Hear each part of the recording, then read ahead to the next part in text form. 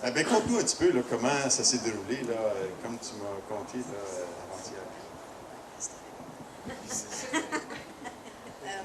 Bonjour, je m'appelle Brigitte. Je suis une nouvelle chrétienne. J'ai donné ma vie au Seigneur ici il y a 2 ans.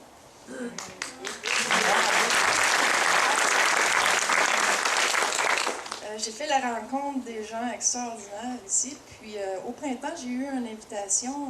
Agathe et Robert m'ont invité à venir mettre des fleurs puis essayer d'embellir. En fait, c'était une période très difficile pour moi. J'étais en arrêt de travail. Mais j'étais vraiment interpellée. J'ai été appelée à venir au camp. Je devais être ici 2-3 jours. J'étais épuisée, j'étais usée, j'étais abattue. Finalement, j'ai tellement été bénie sur le camp, à me promener, à être avec moi-même, être encouragée et aimée par mes sœurs et frères et par la parole que je recevais à tous les jours, que j'ai prolongé mon séjour d'1 semaine au lieu de 2-3 jours. Puis quand je suis revenue à la maison, ma petite sœur Magella ici, elle voyait mes yeux briller à nouveau et un sourire à nouveau. Et en fait, je vais être de retour de travail bientôt parce que je revis, je renais. Puis, j'ai pris une marche sur la grève, puis j'ai été inspirée. Ça vient vraiment du temps Escuminac. C'est un bois de mer, c'est en cèdre. J'avais trouvé ça sur le bord de la plage. Puis, je devais la sculpter sur le camp, mais j'ai manqué de temps un peu, donc je l'ai amenée chez moi. Mais en fait, je ne savais pas tout à fait. Je savais que la thématique du camp, c'était prendre son envol. Mais je ne savais pas que c'était l'aigle. Puis, la veille, il y a quelqu'un qui voulait avoir des informations sur le camp, puis quand je suis allée voir sur Internet, j'ai vu l'aigle, puis je ne pouvais pas croire à quel point le Seigneur pouvait agir et m'inspirer et me tenir dans tout ça. Fait que j'ai été inspirée pour l'aigle prendre son envol. Pour moi, c'était vraiment significatif. Puis, je l'offre au camp.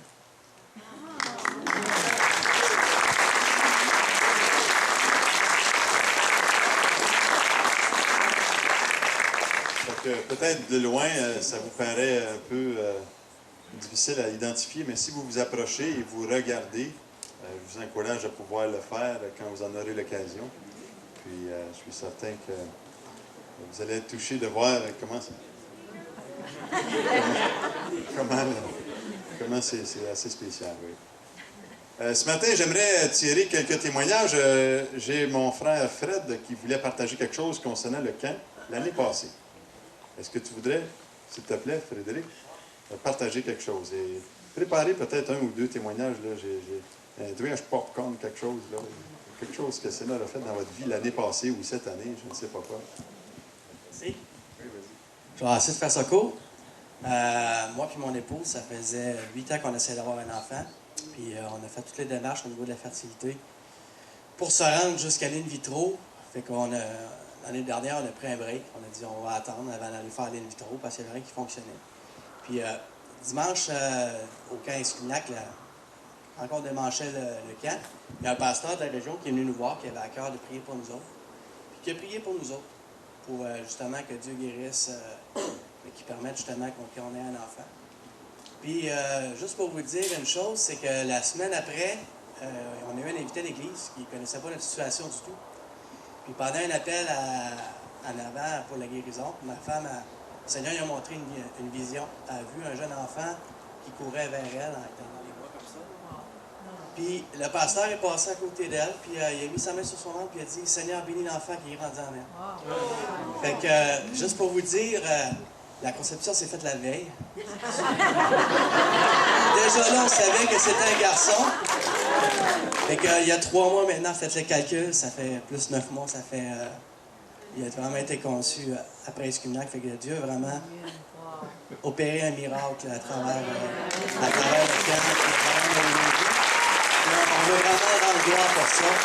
Parce que moi, je crois que c'est un miracle. Après 8 ans, on ne peut pas faire autrement. Il y a juste sa main qui peut faire quelque chose.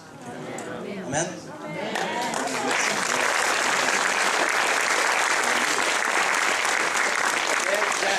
Hey. On sait qu'est-ce qu'ils font le samedi soir maintenant.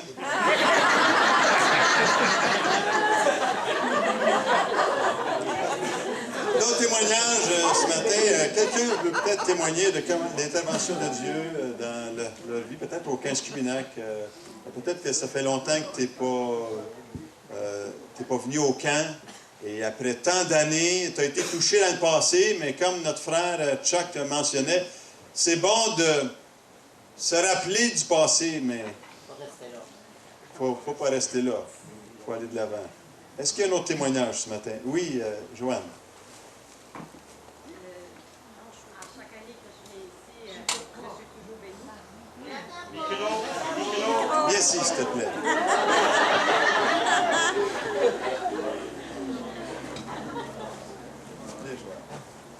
Dieu plaisir, chérie. À chaque année que je viens, je suis bénie. Puis depuis 2009, Dieu a fait, est en train de faire des miracles dans ma vie. J'ai beaucoup de choses puis que Dieu fait.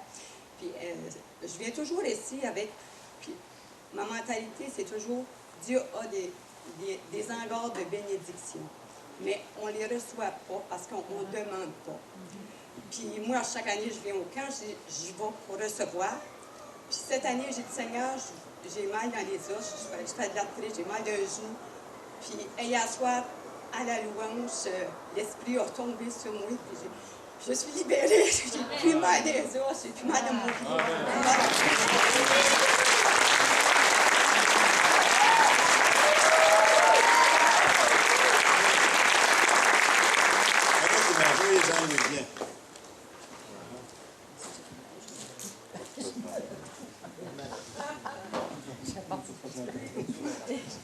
Bon, vite, mon témoignage, c'est arrivé hier soir.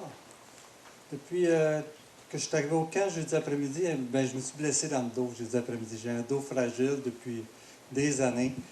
Depuis 20 ans, j'ai un dos fragile et puis, plus que ça, depuis 30 ans, j'ai un dos fragile. Quel âge, là? C'est vrai, depuis 30 ans, j'ai le dos fragile. Et des fois, ça passe juste un faux mouvement pour se blesser en installant l'estrade de l'écran. Je me suis blessé jeudi après-midi. Et j'avais très mal dans le dos. Hier soir, j'avais de la misère à rester en place dans ma chaise. Et à la fin de la réunion, à l'appel, il y a un frère qui s'est assis, qui est venu s'agenouiller à côté de moi pour prier pour mon dos. Quand je suis retourné à ma chaise, il y a plusieurs autres frères et sœurs qui sont m'entourés, prier pour mon dos. Et un matin, je me suis relevé, pas de douleur dans le dos.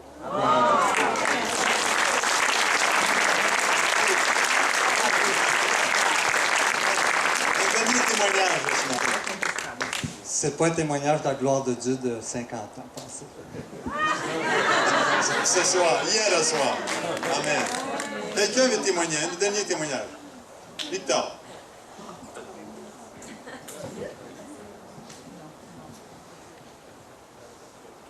Ça fait depuis samedi que j'étais avec Robert ici et les autres, samedi passé. Pasteur Denis m'avait appelé pour me demander de venir donner un coup de main. Étant donné que je fais beaucoup d'arthrose, j'ai dit je vais aller donner ce que je peux, de mon même. Alors je suis venu parce que, je sais pas, le Seigneur a touché mon cœur. On s'est préparé rapidement, on est monté. J'ai fait plein de choses ici avec Robert et les autres amis. Et puis, je n'ai souffert de rien. Sauf de maux de tête. Le samedi, ouais. Il faisait très chaud, j'ai souffert du maux de tête. Mais, oui, quand on a monté le chapiteau ici, et puis, on a fait des choses extraordinaires. Avec moi, on dit, on est des petits vieux, mais on a la force de géant. Hein? C'est vrai, hein? C'est formidable. Seigneur, il nous a bénis abondamment. Et puis, présentement, je vous parle, puis je suis en pleine forme. Hier, j'ai demandé au pasteur Stéphane de prier pour moi, de donner la force et la santé de pouvoir travailler pour l'Église encore plusieurs années. Et que ma santé y aille parfaitement pour pouvoir faire ce que Dieu veut. Parce que je sais que Dieu, ce qu'il veut de moi, c'est l'aider. J'arrête parce que je suis un hypersensible. Alors, je vous aime. Et bonne journée.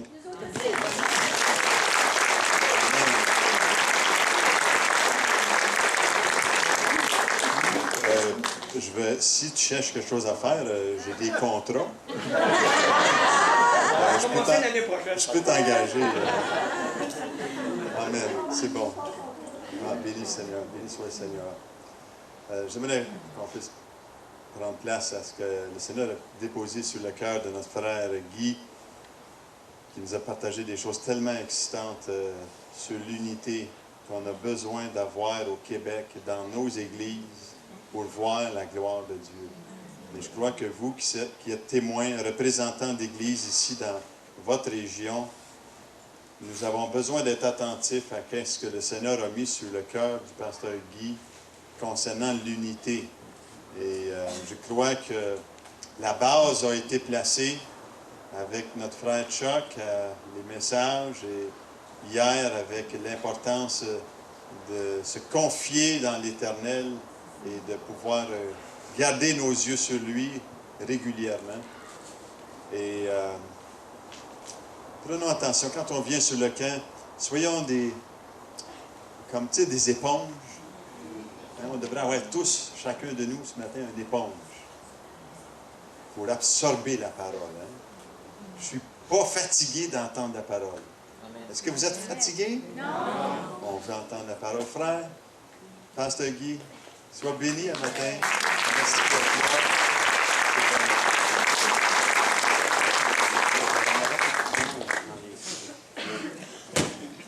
Amen, ça va bien tout le monde? Amen. Prêt pour entendre la parole de Dieu? Amen, gloire à Dieu. Comment s'il y en a que ça vous arrive des fois, vous entendez la... Il faut que je reste entre les deux choses. Comment s'il y en a qui, des fois, ne se rappellent pas des messages qui ont été prêchés? Puis des fois, ça vous bug dessus, ça? Là, tu te dis, voyons, qu'est-ce qu'il a prêché la semaine passée? Tu sais, pas là, 50 ans, la semaine passée. Et j'aimerais vous encourager ce matin parce que moi, ça fait 25 ans que je suis marié. Hier, ça ne marchait pas, mais là, c'est merveilleux. Et juste pour vous dire, moi, je ne me rappelle pas des premiers repas que ma femme m'a fait quand je me suis marié. Mais je les ai mangés, je les ai savourés. Ces repas-là m'ont nourri, même si je ne me rappelle pas de ce que j'ai mangé il y a 25 ans. Et peut-être qu'on ne se rappelle pas la parole de Dieu qu'on a entendue même la semaine passée, ou il y a 2 semaines, ou il y a 3 semaines. Même moi qui la prêche des fois, cette même parole-là, des fois je me dis, c'est quoi j'ai prêché la semaine passée? Faut que j'y repense, tu sais. Mais quand on la reçoit, la parole de Dieu nourrit notre âme. Et même si on ne s'en rappelle pas 3 semaines après, quand on l'a reçue, elle a nourri notre âme. Soyez encouragés ce matin. Recevez la parole de Dieu, elle va nourrir votre âme, elle va vous faire du bien ce matin. Et c'est toujours excitant quand tu arrives dans un camp et il y a 2 invités. Mais c'est énervant pour celui qui prêche puis qui entend l'autre prêcher puis qui se dit, vas-tu prêcher la même affaire que moi? Et là, hier soir, j'écoutais mon frère Chuck puis je me suis dit, oh boy, on se suit. On a le même esprit, je peux vous dire ça, c'est incroyable. On n'a pas le même message, mais c'est proche. Le titre du message de ce matin, c'est « Aller plus loin ». Elle ressemble à hier, beaucoup, là. Je suis juste content que je n'ai pas pris la même histoire d'Élie et d'Élisée, parce que j'aurais été obligé de changer cette nuit. Mais récemment, j'ai commencé à lire la parole de Dieu d'une manière différente. Et depuis le début de l'année, je lis un chapitre de la parole de Dieu et je l'écris sur, j'appelle ça mes méditations personnelles. Et je lis le chapitre et j'écris ce qui me vient à l'esprit à mesure que je lis. Et là, c'est comme si je partage mon cœur à moi-même en l'écrivant. Et ça a vraiment donné une nouvelle dynamique à ma lecture de la parole de Dieu, à ma méditation de la parole de Dieu, parce que là, il faut que je relise ce que j'ai lu, parce qu'il faut que j'écrive ce que je reçois de la parole. Et j'ai commencé à lire 1 Samuel, des livres que, tu sais, ça faisait un bout que je n'avais pas lu. Et là, tu rentres dans l'histoire de David, puis là, c'est impressionnant, puis t'écris ce que tu lis. Là, tu te dis, je vais arrêter après 1 Samuel, ça a 30 chapitres. Fait que j'ai pris un mois qui avait 30 jours, un chapitre par jour. Moi, je me dis, moi, changer de mois, changer de livre. Mais là, tu es rentré dans l'histoire, tu continues. Et là, tu lis 2 Samuel, puis là, tu lis 1 roi, puis tu lis 2 rois. Tu ne finis plus, là. Et je suis rentré dans l'histoire d'Élisée, dans ma lecture. Là, j'écrivais. Puis Élisée, il a demandé, Élie a demandé, qu'est-ce que tu veux? Pasteur Chuck t'a parlé hier. Il a dit, je veux le double de ton onction, Élie. Mais moi, après avoir lu la vie d'Élisée, puis la vie d'Élie, j'ai dit, puis là, il y a quelqu'un qui a dit, demande ce que tu veux un matin. Puis moi, je dis, Seigneur, moi, je veux pas le double de l'Élie, je veux le double d'Élisée, qui lui voulait le double d'Élie. Je ne veux pas me contenter du double d'Élie quand je peux avoir le double d'Élisée. Alléluia. Seigneur, donne-moi ton onction, ta puissance, j'en ai besoin. Et ce matin, j'aimerais qu'on tourne dans Actes 20-32 et la parole du Seigneur nous dit, « Et maintenant, il ne me reste plus qu'à vous confier à Dieu et à sa parole de grâce. Il a le pouvoir, Dieu a le pouvoir de vous faire grandir. » Et entre parenthèses, j'ai écrit de vous faire aller plus loin. Qui a le pouvoir de vous faire grandir? Dieu. Faire grandir dans la foi et de vous assurer l'héritage qu'il vous réserve avec tous ceux qui lui appartiennent, qui sont près de lui. Vous savez une chose, c'est un peu paradoxal ce matin. On veut aller plus loin, mais pour aller plus loin, nous devons être plus près. Pour aller plus loin, nous devons être plus près de Dieu. Et quand on arrive à la fin d'une année, nous prenons souvent le temps de faire un bilan de l'année qui vient d'arriver, qui vient de passer. On se rappelle nos bons moments, on se rappelle peut-être nos moins bons moments. Aujourd'hui, c'est un jour un peu spécial pour moi et ma femme, 27 juillet. L'année passée, sa mère est décédée le 27 juillet, qui est un vendredi l'année passée. Ça fait un peu spécial ce matin de se rappeler ça. Mais on se rappelle qu'est-ce qui se passe, qu'est-ce qui s'est passé durant l'année. Et quand une nouvelle année commence, qu'est-ce qu'on fait souvent? On prend le temps de faire des résolutions. Genre, bon, cette année, je vais maigrir. Là. C'est pas mon cas, là, mais je veux dire, des fois, c'est des résolutions que tu prends, là, tu sais. OK, cette année, je vais arriver à l'heure à l'église. S'il y en a qui ont pris une mauvaise habitude d'arriver en retard, tu te dis peut-être quand l'année commence, peut-être que ça leur donne le goût, une nouvelle résolution, je vais arriver à 10 heures. Pour ceux que ça commence à 10 heures, là, au lieu de 10h15. Je vais faire de l'exercice. Je vais aller au gym. Ça, j'en ai fait des résolutions beaucoup comme ça. Là. Et je les ai jamais tenues. Je vais m'impliquer plus dans l'œuvre de Dieu. Je vais passer plus de temps avec ma famille. Je vais prier plus. Oui, cette année, je vais devenir un meilleur mari. Je vais devenir une meilleure épouse.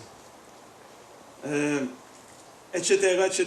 Et là, la liste pourrait s'allonger, puis on pourrait tout nommer une résolution.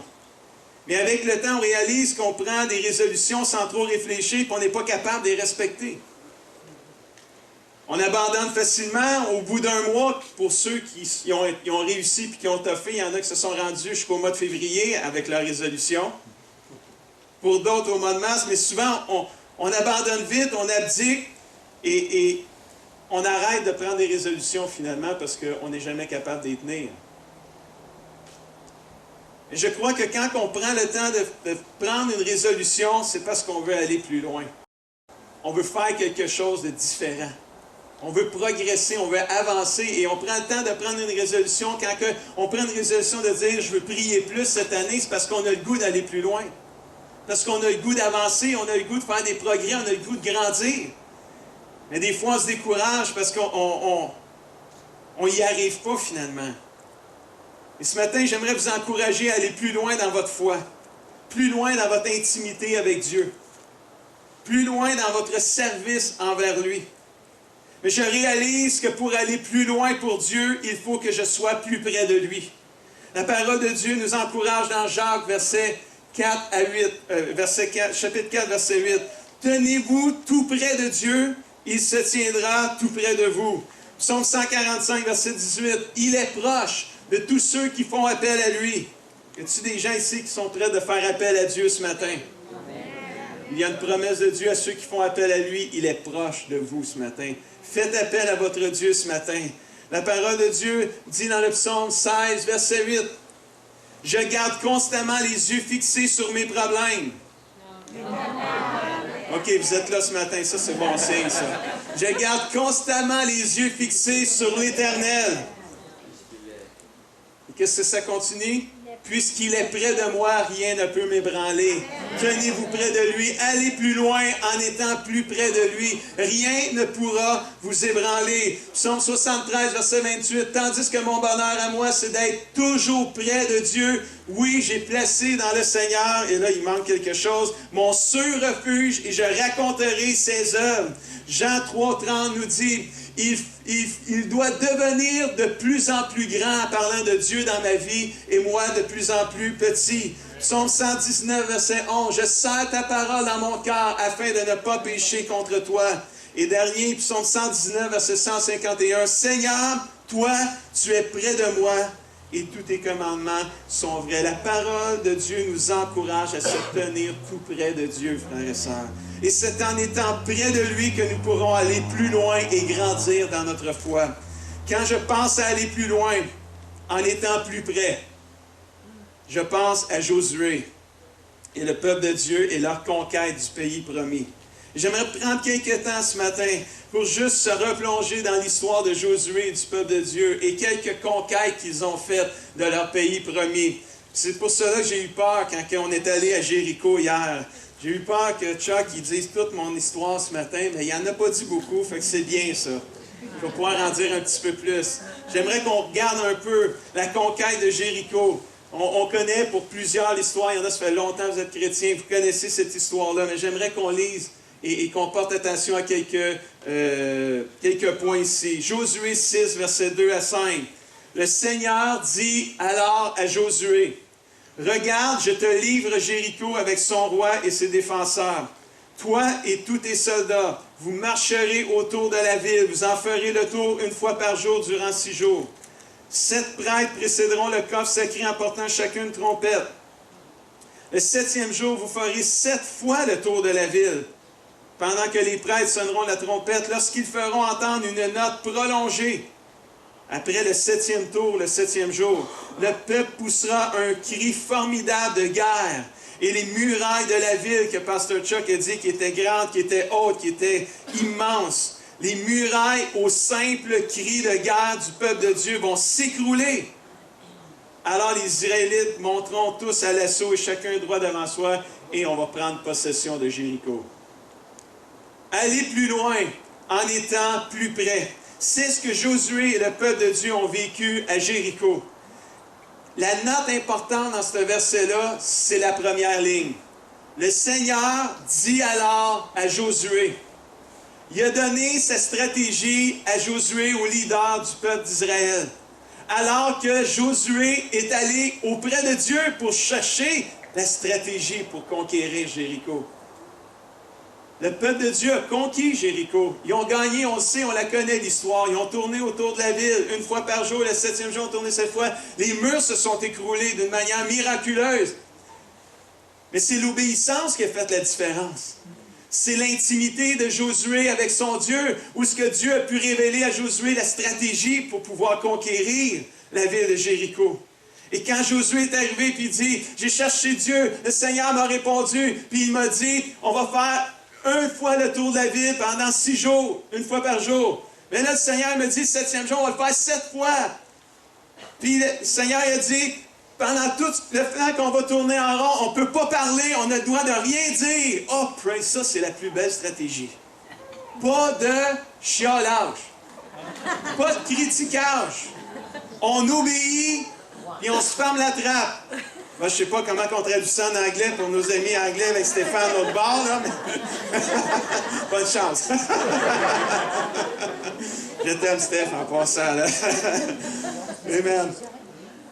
Mais c'est merveilleux parce que le peuple de Dieu, pour une des rares fois, a obéi et s'est rangé derrière son leader. Ils ont tourné, ils n'ont pas chiolé, ils n'ont pas maugré, en tout cas on ne le voit pas vraiment. Et quand ils sont arrivés, puis c'était le temps de pousser un cri de guerre, ça faisait longtemps qu'ils avaient le goût de parler, probablement. Ça a crié. Les murs ont tombé, quelle grande victoire. Le peuple a obéi.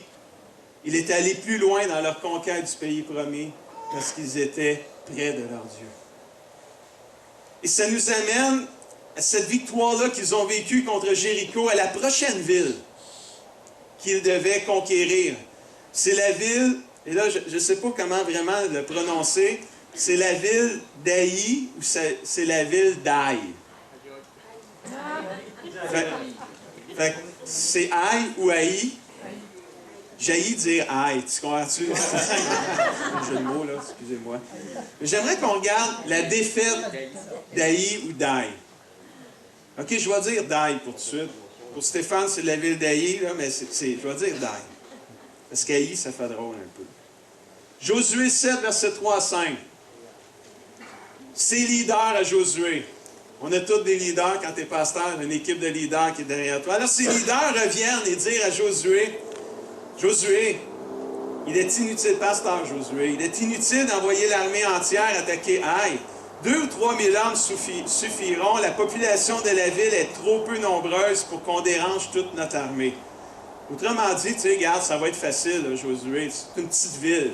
Jéricho, c'était quelque chose. Là, Jéricho, tu vois les murailles, puis tu sais, oui, c'est une grande ville, mais tu sais, Aïe, là, c'est une petite affaire, c'est une petite ville. Là, juste 2 000 à 3 000 hommes, ça va suffire. On n'a pas besoin de déplacer tout le monde.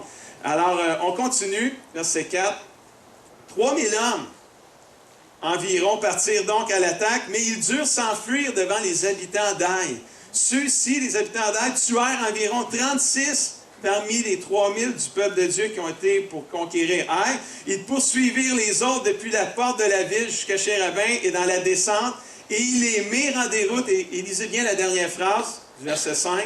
Alors le peuple perdit tout courage. Le cœur lui manqua.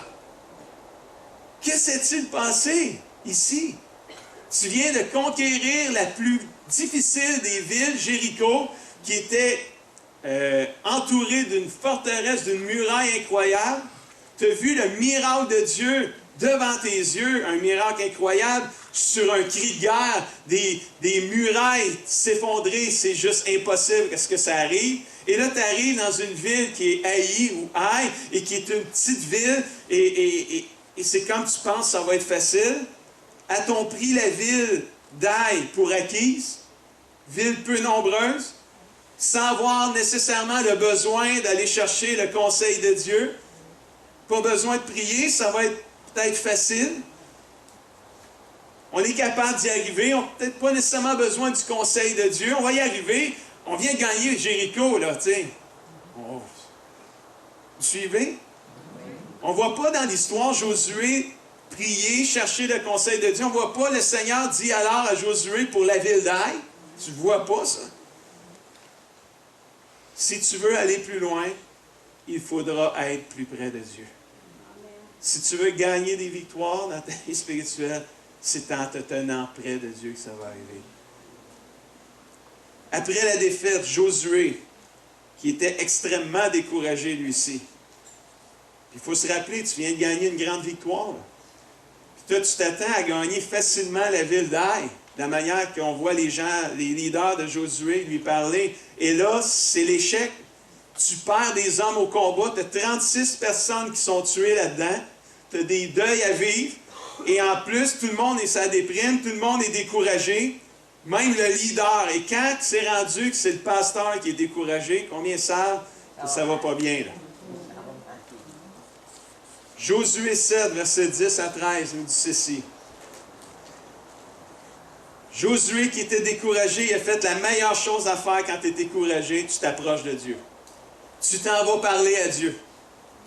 Puis là, il a commencé à y parler. Il aurait dû le faire avant, mais il est allé, au moins il est allé. Là. Et des fois, on fait des erreurs, des fois, on tombe, des fois, on oublie de consulter Dieu. Puis quand on s'en aperçoit, c'est quoi qu'il faut faire? On se remet à genoux, on demande pardon, puis on dit, Seigneur, viens m'aider, là. Je suis découragé. Qu'est-ce qui est arrivé? Et le Seigneur, il dit, puis le Seigneur, si tu viens à lui, il va te parler, il va te le dire. Si tu veux aller plus loin, il faut que tu sois plus près de Dieu. Le Seigneur répondit à Josué, chapitre 7, verset 10 à 13. Relève-toi. Ça, c'est notre Dieu, ça. Il relève celui qui tombe. Alléluia. Pourquoi t'es-tu jeté la face contre terre? Les Israélites ont péché. Ils ont rompu les engagements que je leur avais ordonné de respecter. Ils se sont emparés des biens que je leur avais interdit de prendre. Ils les ont volés, ils les ont cachés en les mettant parmi leurs propres affaires. Il y avait une affaire, par exemple, quand ils ont conquis Jéricho. Il y avait un ordre important à suivre. Oui, vous gagnez Jéricho, je vous donne, mais vous prenez rien de ce pays-là. C'est interdit de prendre quoi que ce soit. Et comme tous les enfants, quand on les élève, quand tu leur as dit ça, tu ne touches pas à ça, c'est interdit. Tu peux être sûr que c'est la seule chose qu'ils vont vouloir toucher, c'est cette affaire-là. C'est comme tout d'un coup, ça devient le fun. Tout d'un coup, pourquoi c'est interdit? C'est parce que ça doit être cool, tu sais. Et je sais, j'ai été un enfant, j'étais allé dans des places que mes parents ils ont dit qu'il fallait pas j'y aille. Et mes enfants, je les ai vus aussi, je leur dis, tu ne touches pas à ça. Puis là, tu viens frustré après tes enfants, parce que là, ils touchent à quelque chose, tu leur as dit de ne pas toucher, puis finalement, toi aussi, tu as été un enfant. Fait que là, tu comprends pourquoi ton père il était frustré quand tu l'as désobéi. Là,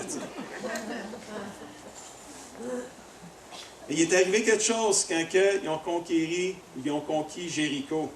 Il y a quelqu'un parmi le peuple de Dieu qui a pris quelque chose qui était interdit, puis qui l'a caché. Et des fois, on pense que quand on joue avec le péché, il n'y aura pas d'impact. Il y en a toujours de l'impact. Et là, on continue de l'histoire. Et là, Dieu est en train de révéler à Josué c'est quoi qui s'est passé. Pourquoi ils n'ont pas pu gagner la ville d'Aï. Et là, il est en train de dire, il y a des gens qui ont pris des choses qu'ils n'auraient pas dû prendre, ils les ont cachées. Là. Tu peux cacher des choses aux hommes, mais tu ne peux rien cacher à Dieu, ça je peux te le dire. Dans ces conditions-là, verset 12, ils ne pourront, en parlant, c'est Dieu qui dit ça à Josué, dans ces conditions-là, le peuple de Dieu, les hommes de Gad ne pourront plus résister à leur ennemi. Ils prendront la fuite devant eux, ils sont condamnés à la destruction. Je ne serai plus de votre côté si vous ne détruisez pas les biens que je vous avais interdit de prendre. Quand tu brises quelque chose, répare-le. Maintenant, va préparer le peuple à me rencontrer. Ordonne-lui de se purifier pour demain. Car voici ce que moi, le Seigneur, le Dieu d'Israël, je déclare aux Israélites. Vous avez en votre possession des biens que je vous avais interdit de prendre. Vous ne pourrez pas résister à vos ennemis tant que vous n'aurez pas éliminé ces biens. Intéressant de voir que Dieu reprend Josué, reprend le peuple de Dieu, puis il donne des solutions pour être guéri. Il lui donne des solutions pour retrouver le chemin de la victoire. C'est pour ça que je crois qu'on peut aller plus loin quand on s'approche de Dieu. Plus on va être près de Dieu, plus on va pouvoir aller plus loin pour le Seigneur. Parce que quand tu t'approches de Dieu, Dieu se révèle à toi.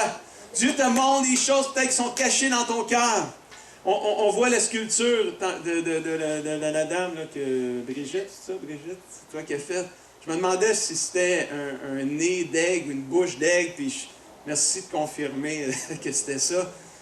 J'avais lu dans une histoire que quelqu'un avait demandé à un sculpteur qui avait sculpté un lion à partir d'un bloc de marbre, puis il avait dit, comment vous faites pour sculpter une tête de lion à partir d'un bloc de marbre, puis tu sais, il n'y a pas de dessin, il n'y a rien, là, puis tu grattes des affaires, puis ça finit, c'est une tête de lion. Et le sculpteur a dit, c'est très facile de sculpter une tête de lion à partir d'un bloc de marbre. Fait que, puis là, la personne a dit, ben c'est quoi? Pourquoi c'est facile? Ben il dit, c'est simple, j'enlève tout ce qui est pas une tête, qui ne fait pas partie de la tête du lion dans le bloc de marbre. Il dit, quand j'ai tout enlevé ce qui ne fait pas partie de la tête de lion, j'ai une tête de lion. C'est bon, hein? Si on veut devenir comme Jésus-Christ, c'est ce que Dieu veut faire avec nous, il veut qu'on devienne comme Jésus-Christ, c'est quoi tu penses que le Seigneur va faire? Il va enlever des morceaux dans notre cœur, des choses dans nos vies qui ne ressemblent pas à Jésus-Christ. Et à mesure qu'il enlève des affaires qui ne ressemblent pas à Jésus-Christ, on devient tout d'un coup semblable à Jésus-Christ. Je regarde ma vie aujourd'hui, 30 ans après avoir donné ma vie à Jésus-Christ, comme j'ai partagé hier, je regarde ma vie et je me dis, le Seigneur en a enlevé des morceaux. Mais semble je commence à ressembler un petit peu plus à Jésus-Christ, mais il y a encore de la job à faire. Il va en avoir jusqu'à temps qu'il vienne me chercher. Mais je veux me laisser transformer. Je veux lui laisser enlever des choses de ma vie pour que je ressemble de plus en plus à Jésus-Christ. Et là, le Seigneur est en train de dire à son peuple, si vous éliminez pas, si vous ne vous débarrassez pas de l'interdit que vous avez pris, vous ne pourrez pas gagner. Vous ne pourrez pas résister à vos ennemis. Si tu veux aller plus loin avec Dieu, tu dois être plus près de lui. Tu dois t'éloigner du mal. Si tu t'éloignes de lui, tu deviens vulnérable face aux tentations, face aux péchés. Un membre du peuple d'Israël a péché, a pris ce qui était interdit de prendre, il l'a caché, il a pensé que ça n'aurait pas d'impact. Tu peux cacher bien des choses aux hommes, mais pas à Dieu. Le résultat, c'est que le peuple de Dieu a perdu sa bataille pour conquérir la ville d'Aï. Et le peuple fut découragé, Josué en premier. Que devait-il faire pour devenir victorieux? Il devait se repentir, il devait se purifier, il devait avouer la faute, se repentir, ne plus la refaire et enlever le péché du milieu d'eux. Achan qui a commis ce péché contre Dieu fut lapidé, comme dit la parole de Dieu. Pourquoi Josué dit à Achan, celui qui avait pris la chose interdite, « Pourquoi nous as-tu troublés? L'Éternel te troublera aujourd'hui, et tout Israël le lapida. » C'est plus de même aujourd'hui, ça ne fonctionne plus de même vraiment aujourd'hui. Dieu merci.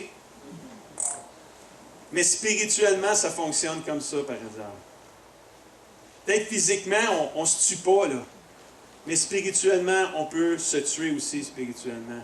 Quand on joue avec le péché, on joue dans un terrain glissant et dangereux, qui peut nous détruire, qui peut nous tuer spirituellement. Il ne faut pas jouer avec le péché. Lorsqu'une personne pêche de manière persistante sans se repentir, elle s'isole de la grâce de Dieu.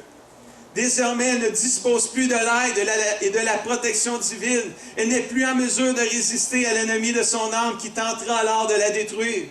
La mort spirituelle s'ensuit. C'est comme si tu dis, « Oh non, moi, il n'y a pas de danger. Il n'y a pas de danger. » Non, j'ai le Seigneur avec moi, je suis fait fort. Ça ne m'affectera pas, ça ne m'atteindra pas. Puis tu joues un peu avec le péché.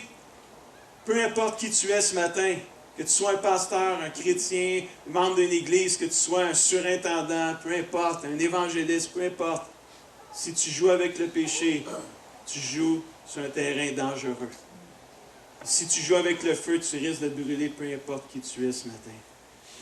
Qui veut aller plus loin pour son Dieu ce matin? Il faut que tu sois plus près de lui. Je vais inviter Lynn, mon épouse, à venir partager une petite capsule. Combien aiment les capsules de Lynn? Amen. Elle va partager sur ce qu'elle va dire. Bonjour. Ça, c'est une capsule que je ne sais pas pourquoi. Pourtant, je l'ai fait quelques fois, puis ça a bien été, mais là, j'avais pas le goût de la faire. Quand il m'en avait parlé, je l'avais pas préparé, j'avais pas... c'était pas là, tu sais. Et puis, finalement, je l'avais pas préparé, puis j'avais dit, Guy, je la ferai pas. Et je suis pas prête, j'ai rien d'écrit. Il dit, c'est correct. Fait que là, libéré. Phew. Et puis un matin, il me dit, t'as fait-tu? Hey, je t'ai dit, je l'ai pas écrit. Je sais rien. Mais ça me travaillait quand il m'a dit ça, j'ai dit, aïe, aïe. Puis tout le temps des chants, j'avais envie de dire, non, je la ferai pas, je la ferai pas, je la ferai pas. Je pense que Dieu veut libérer un matin. Je pense qu'il y a quelque chose qui se passe en haut, parce que j'ai jamais eu de pression si intense à pas pouvoir partager un témoignage. Pourtant, c'est pour la gloire de Dieu.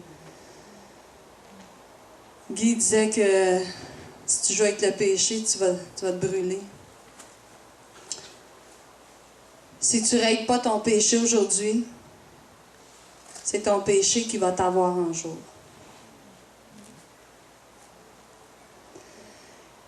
Et dans notre crise de couple, j'ai vécu beaucoup de choses, beaucoup de libération. Dieu a fait beaucoup de choses dans ma vie. Et dans notre crise de couple,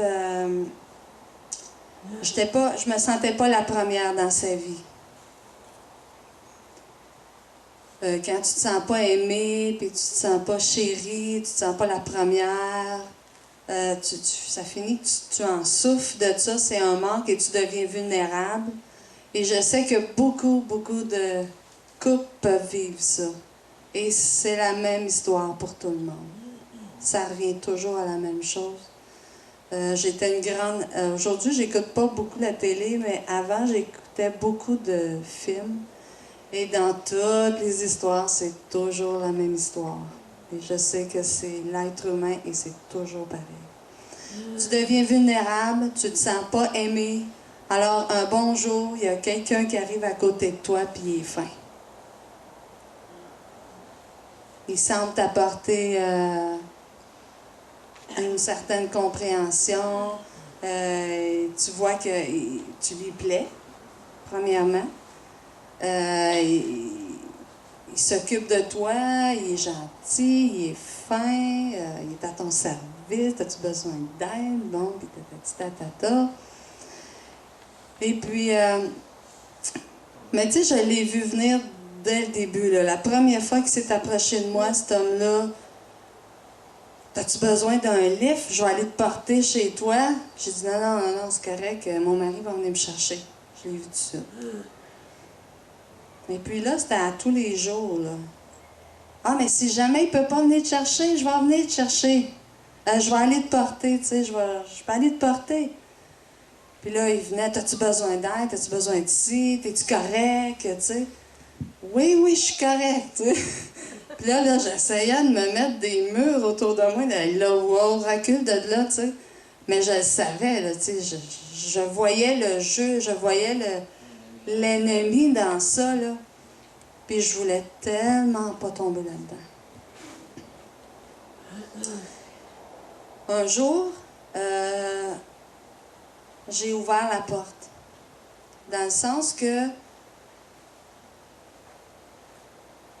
j'ai répondu avec mes yeux et mon sourire.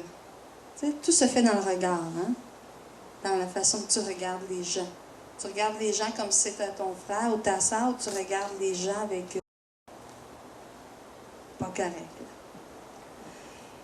Et puis j'ai comme répondu avec mes yeux, puis mon sourire, mon regard. Et quand j'ai fait ça, je vous le dis, là, quand tu rouvres la porte, l'ennemi met le pied dans la porte, puis t'es faite. T'es vraiment faite. Et puis quand j'ai ouvert cette porte-là, j'ai vraiment senti quelque chose entrer en moi. J'ai dit, qu'est-ce que je viens de faire? Mais qu'est-ce que j'ai fait? Et puis là, essaye de reculer, là. Pas évident. C'était pas grand-chose, là. J'ai juste répondu avec mon regard puis mes yeux, tu sais, mon sourire. Mais je savais que j'avais ouvert la porte, là. Et puis là, il venait des fois, il venait jaser, puis bon, tu sais. Mais là, il y a une guerre qui a commencé. Il y a une guerre vraiment spirituelle qui a commencé en moi. Et puis, je vais comparer ça. Je ne sais pas si ici, vous avez vu les histoires de Spider-Man quand ça a sorti, là, quand même quelques années. Là, il y en a eu 3 ou 4 de fil. Est-ce que beaucoup ont vu cette série-là? Juste parce que je veux savoir si vous comprenez de quoi je vais parler. Bon. Spider-Man était habillé en rouge. Il avait un bon cœur. Il voulait aider les gens. Puis c'était comme son appel. C'était un film, c'était une histoire. Mais l'appel de sa vie, c'était de secourir la ville, le peuple, les gens. Mais dans je crois que c'est le 3e. Un moment donné, il a rencontré une petite bébête noire. Et quand j'ai vu ce film-là, là, pour moi, c'était... J'ai vu le jeu de l'ennemi, j'ai vraiment vu de ce que j'avais vécu, c'est vraiment comme ça. La petite bébête noire est venue à Spider-Man, et puis là, il a commencé à s'intéresser à ça, puis tu sais, c'est quoi cette affaire-là, puis comme à jouer avec un peu. Mais cette bébête-là, qui était comme le péché, qui était mauvais, qui était méchant, mais un jour, il s'est emparé de Spider-Man. Et puis, il était plus capable de s'en débarrasser. Il y a une soif. Il y a une soif de ce personnage-là qui est venu en lui. Et puis, puis on a vu à un moment donné, il y avait un combat, là, tu sais. Le rouge, le noir, tu sais, il savait que c'était lui qu'il fallait qu'il prenne, mais il était attiré au noir. Et puis, c'est devenu comme une vraie soif pour lui, puis il le voulait, là. Mais dans le fond de son cœur, il ne voulait pas, mais sa chair le voulait. Et moi, c'était la même chose. Mon cœur ne voulait pas tomber dans ce panneau-là, mais ma chair, ouf, ma chair le voulait tellement, mais tellement. Et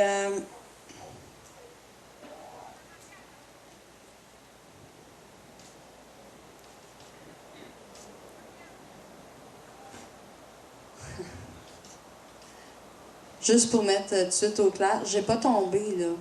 Mais. Le monde sont tous là. J'ai pas tombé. Mais ce que je vais expliquer, c'est vraiment la bataille qu'il y a eu. Je me suis engagée dans une bataille incroyable là, quand le péché il est entré. Là. Et puis, comme je disais, si tu ne règles pas aujourd'hui ton péché, un jour ton péché va te rattraper parce qu'il va grandir de plus en plus. Comme le Spider-Man, la partie noire a grandi de plus en plus et plus ça allait, plus qu'il aimait avoir ce personnage-là. Puis à la fin, pour voir la bataille, on voit Spider-Man se battre pour essayer d'arracher ce personnage, ce costume noir-là dans le film. Et là, il se bat et c'est la guerre, la grosse bataille pour arracher tout ça. Puis tu vois le méchant là, qui veut pas débarquer, puis qui le renglobe tout le temps, tu sais. Puis il finit par réussir, mais ça a été toute une guerre. Et je vous dis que si tu rouvres la porte au péché,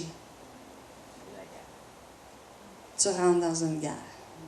Et c'est ce que j'ai livré. J'ai livré toute une guerre. Et j'ai longtemps prié Dieu. J'ai dit, Dieu, délivre-moi. Délivre-moi de ça. Je veux pas tomber. Tu sais, je voulais pas tomber dans ça. Là. Je voulais pas me rendre jusqu'au bout. Là. Je dis, non, je veux pas. Là, tu sais. Et puis, j'étais des mois à prier ça. Seigneur, délivre-moi, délivre-moi. Puis ça n'arrivait pas. Puis je disais, Dieu, délivre plus. J'y demande, je suis sincère, je veux qu'il me délivre.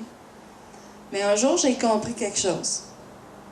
Avec le temps, là, dans l'épreuve, à force de me battre, l'obéissance égale délivrance. Comme l'histoire qu'il racontait, le peuple a dû régler des choses pour pouvoir gagner après. Il a enlevé le péché qu'il y avait dans le peuple pour pouvoir avoir à nouveau la victoire dans le peuple. Mais moi, j'ai dû enlever ça de ma vie. Puis, tu sais, tu peux pas te croiser les bras puis attendre là, que ça se fasse tout seul. Et j'ai livré une bataille dans le sens que j'ai dit, bon, parce que là, je courais après tous les hommes, là. Je vous le dis, là, c'était la chair, là, je vous dis, j'étais complètement captive de ça, là. J'avais jamais vécu ça, là, ma chair avait soif, là, je courais après... Ben, tu sais, je courais après les hommes, c'était peut-être pas si évident, là, mais, tu sais, je voulais parler aux hommes, là, puis là, tu sais, me semble tout d'un coup, tous les hommes étaient beaux. C'était comme bizarre, là. Puis pourtant, je me disais, mettons, lui, là, c'était pas mon genre, c'était pas mon genre, tu sais. Mais là, tout d'un coup, tous les hommes étaient beaux. Là, je disais, wow! je savais, j'étais comme... Tu sais, j'étais pas possédée, mais tu sais, j'étais vraiment captive. Et puis là, j'ai dit, là, il faut que j'arrête. Faut complètement que... Tu sais, ma bataille, ça a été... J'ai arrêté de regarder les hommes. J'avais un esprit de flirt. Je sais pas s'il y en a qui croient à ça, là. Mais j'avais vraiment l'esprit de flirt depuis que j'étais jeune. Ça a traîné avec moi pendant des années. Il y a des moments que ça dormait, des moments que ça ressortait un peu, des moments que ça dormait. Tu sais, ça dépendait des phases de ma vie. Parce que Dieu me l'avait montré, j'avais 18 ans. Puis c'était très clair, puis je l'avais vu. Et puis, mais tu sais, en me mariant, bon, je suis tombée en amour, fait que, tu sais, ça paraît plus, là c'est lui, là, tu sais, mon flirt, là, tu sais. Mais c'est quand les problèmes ont arrivé que ça a sorti. Et puis, là, j'ai dit non. Là, j'ai dit, il faut que j'arrête de regarder les hommes comme avec le regard que j'avais. un regard de flirt. Il faut que j'arrête de leur parler comme... Tu sais, c'était dans toute mon attitude. Il fallait que tout ça change. Là, tu sais, c'est comme si je me cloîtrais un peu, là, tu sais. Mais le temps que j'ai combattu de cette façon-là, à un moment donné, j'ai eu la victoire. Dieu m'a donné la victoire. Dieu m'a délivré complètement. Aujourd'hui, je vois les hommes vraiment comme des frères. Parce que moi, j'ai été élevée, j'ai grandi, on était 3 filles chez nous. Pas de frères. Je savais pas c'était quoi un homme. Je savais pas c'était quoi un gars. J'avais peur des hommes quand j'étais jeune. Je savais pas quoi leur dire. J'étais mal à l'aise. Ça m'intimidait, un homme. Fait que c'est peut-être ça qui a fait que un homme, pour moi, c'était comme... Je sais pas, c'était pas normal, c'était d'autres choses. J'avais pas grandi dans ce milieu-là. J'avais pas de gars chez nous. Là. Je savais pas quoi faire avec ça. Mais quand Dieu m'a complètement délivrée, j'ai vu l'homme comme des frères. Ça a changé, là. Tu sais, hier, j'ai été libérée, je vous disais, j'avais été libérée de l'amertume. Cette fois-ci, j'ai été libérée des hommes, ou du flirt, ou... complètement, là. Je suis capable... Avant, je pouvais même pas parler à un homme, là. Je venais tout crache, là. Aujourd'hui, je peux parler avec les hommes, n'importe qui, comme si c'était mon frère. Aujourd'hui, j'ai plein de frères. Puis je vous vois vraiment comme des frères. Je vous vois vraiment comme ça. C'est complètement terminé. C'est complètement délivré. Mais j'ai dû obéir. J'ai dû faire des pas. J'ai dû enlever. J'ai dû mettre des actions. Hier, il parlait d'action. Tu prêches, puis c'est fini, je m'en vais. Mais tu sais, je pouvais pas juste dire, ben, tu sais, Dieu va me délivrer, je vais prier, Dieu va me délivrer. Non, j'ai eu des actions à faire. Puis en faisant ces actions-là, j'ai été complètement libérée. Fait que gloire à Dieu. Dieu est bon, Dieu délivre.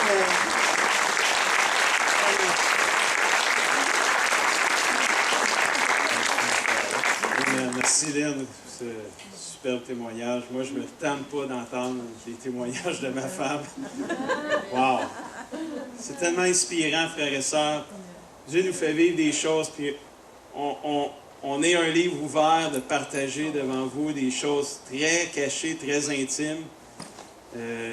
Mais on se dit, on vit toutes nos batailles, on vit tous nos combats, on vit toutes nos luttes. Et de voir des gens qui s'en sortent, de voir des gens qui trouvent les victoires, je me dis, ça ne peut faire qu'encourager et stimuler les gens à confesser leurs péchés, à délaisser leurs péchés et à trouver la victoire en Jésus-Christ. Et moi, je pense que c'est important de réaliser qu'on vit toutes des batailles, mais que derrière un sourire peut se cacher un cœur triste aussi, là. Et on est content de se voir, on est tous excités, c'est le 15 Cuminac, on est toute une fin de semaine, c'est différent de la routine, puis on se fait tous des airs, on est tous dans la joie, là, mais derrière cette joie-là, il y a peut-être des gens ici dans cette salle, vous vivez les moments les plus difficiles, des combats terribles dans vos vies. Comme le peuple de Dieu a vécu, où tout le monde était découragé, le cœur a manqué au peuple de Dieu après avoir conquéri et avoir gagné une superbe victoire. Le cœur a manqué. Quand tu es rendu que le cœur n'est plus là, c'est parce qu'il y a quelque chose qui t'a atteint. Là. Il y a quelque chose qui est venu. Tu as joué avec la petite bébête noire, puis elle t'a tout embarqué par-dessus, tu es devenu captif. Et Jésus a dit à Josué, il faut que vous éliminiez l'interdit, le péché. Il faut vous réparer, il faut vous l'enlever. Et c'est ce que le peuple de Dieu a fait. Le peuple de Dieu a demandé pardon à Dieu. Le peuple de Dieu s'est repenti. Le peuple de Dieu a enlevé le péché. Et vous savez une chose, que si vous confessez votre péché, monsieur, madame, frères et sœurs, Dieu est fidèle et juste pour vous les pardonner. Et dans 1 Jean 1,7, la parole de Dieu nous dit, la dernière portion du verset se dit, « Et le sang de Jésus-Christ, son Fils, nous purifie de tout péché. » Le sang de Jésus est encore efficace aujourd'hui pour nous purifier de tous nos péchés, frères et sœurs. Et il s'agit juste, des fois, de le confesser. Et ça, c'est la partie la plus difficile. « Oh non, je ne confesserai pas mon péché. » Tu fais juste poser la question, qui est parfait dans cette salle? C'est drôle que personne ne lève la main, hein? Ça veut dire quoi? Ça veut dire qu'on n'est pas parfait? Moi, là, le peu de compréhension du français que j'ai dans ma petite tête, là, dans mon cerveau. Je me dis que si on n'est pas parfait, ça veut dire qu'on a des péchés à quelque part, on fait du mal à quelque part, on fait des choses qu'on ne voudrait pas faire. On déplaît à notre Dieu, on déçoit des gens. Mais on n'ose pas le dire, parce qu'on a peur que les gens nous jugent. On a peur que les gens nous blessent. Moi, de voir ce petit bébé-là pleurer, ça ne me dérange pas pantoute. Quand je vois c'est le miracle de Dieu qui est là ce matin. Dieu bénisse Fred, ton épouse et ton petit bébé. Quel beau témoignage. Dieu agit, alléluia. Et là, le peuple de Dieu, Josué, ils ont pardonné, ils ont enlevé le péché. Josué, qu'est-ce qu'il fait? Il s'en va voir son Dieu. Il s'en va voir, il se rapproche, il va aller plus loin. Là. On a subi une défaite, on a tombé, on a manqué, mais là, on veut se relever et on veut aller plus loin. Et qu'est-ce que tu veux faire pour aller plus loin? Qu'est-ce qu'il faut que tu fasses? Il faut que tu t'approches de Dieu. Oh, ça c'est bon, ça veut dire, vous avez bien compris. J'ai bien prêché un matin. Josué 8, versets 1 à 2. Qu'est-ce que ça commence? Ça commence en disant, le Seigneur dit à Josué, il y a une intimité qui est revenue ici, là. N'aie pas peur, Josué. Ne te laisse pas décourager. Prends toute ton armée et va attaquer la ville d'Aï. C'est quoi que ça dit? Ça dit, prends toute ton armée, pas juste une petite gang. Les leaders de Josué disaient, on en prend juste un petit peu, là, on n'a pas besoin de toute la gang. Dieu, il dit quoi? Il dit, tu prends toute ton armée puis tu vas aller attaquer la ville d'Aï, même si elle est peu nombreuse. Regarde, je te livre le roi d'Aï avec son peuple, sa ville et son pays. Tu agiras avec cette ville et son roi comme tu as agi avec Jéricho et son roi.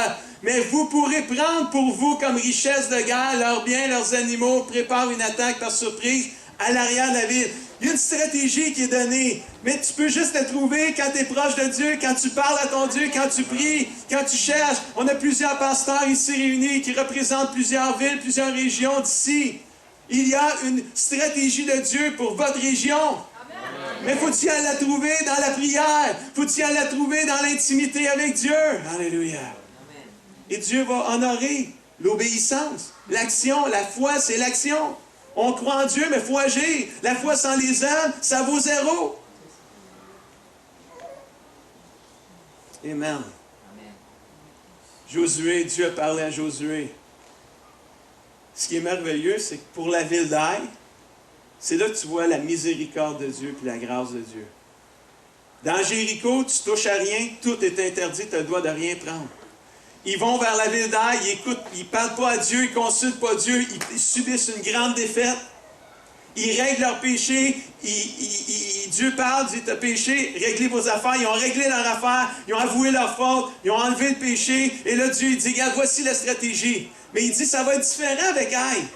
Avec Aï, vous allez pouvoir prendre des choses dans la ville d'Aï que vous ne pouviez pas dans Jéricho. Verset 2, vous pourrez prendre pour vous comme richesse de leurs biens et leurs animaux.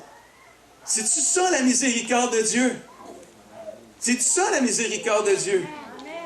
C'est le grand Dieu que nous servons, le Dieu de la deuxième chance, le Dieu de la troisième chance. Dieu est un Dieu qui pardonne, mais il faut avouer, il faut retirer, il faut enlever le péché, il faut juste se débarrasser, s'éloigner du mal, s'approcher de Dieu. Mais des fois, l'orgueil de la vie nous empêche d'avouer nos fautes.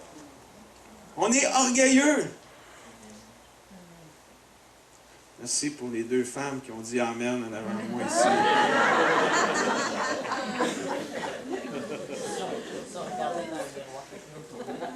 On est orgueilleux, je peux vous le dire qu'on est orgueilleux. Ça prend de l'humilité pour recevoir les délivrances et les victoires de Dieu. Mais Dieu fait grâce aux humbles. C'est ça qui est le pire. Hein? On le sait, mais on ne le fait pas, Marianne. Dieu résiste aux orgueilleux, tout le monde. On le sait, on le prêche, on le dit.